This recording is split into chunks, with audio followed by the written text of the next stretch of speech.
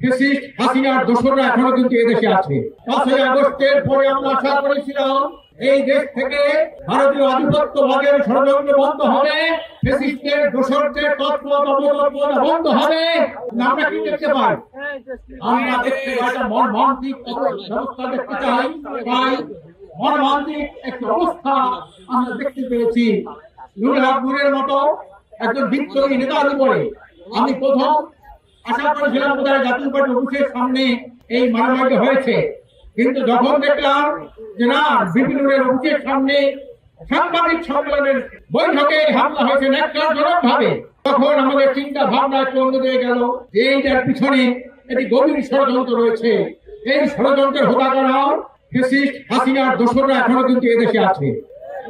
Fascist হাসিনার দোসররা রাজনৈতিক দলের মধ্যে আছে, ফ্যাসিস্ট হাসিনার দোসররা সেনাবাহিনীর মধ্যে আছে, ফ্যাসিস্ট হাসিনার দোসররা পুলিশ বাহিনীর মধ্যে আছে। আমরা মনে করি এই ষড়যন্ত্র হবে।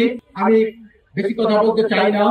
আজকের এখানে আমরা উপস্থিত হয়েছি, আমরা যদি একটা কাগজে স্বাক্ষর করি যে আমরা আওয়ামী লীগ, ফ্যাসিস্ট আওয়ামী লীগ, এদেশে একটা আদাবার গজবের নাম আওয়ামী লীগ, একটা ধ্বংসের নাম আওয়ামী লীগ, এই আওয়ামী লীগ এবং তার দোসর জাতীয় পার্টি এবং 14 দলের আমরা রাজনীতি নিষিদ্ধ চাই।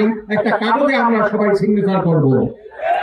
যদি সিগনেচার না করি মুখে এক কথা অন্তরে আরেক কথা। চাই জাতীয় পার্টির রাজনীতি নিষিদ্ধ চাই না, আওয়ামী লীগের রাজনীতি নিষিদ্ধ চাই না, তাদের বিচার চাই, নিষিদ্ধ চাই না। এই জন্য আমরা পরিষ্কার ইসলামী আন্দোলন বাংলাদেশের পক্ষ থেকে, বিশ্বের চন্দ্রের পক্ষ থেকে পরিষ্কার দাবি জানাই, আজকে সবাই আমরা একটা কাগজে স্বাক্ষর করব। এই স্বাক্ষরিত কাগজ আমরা সত্যি করে দেব, উপদেষ্টার কাছে দেব, দেখি উনি কি করে। এই জন্য আমরা এই স্বাক্ষর করবো।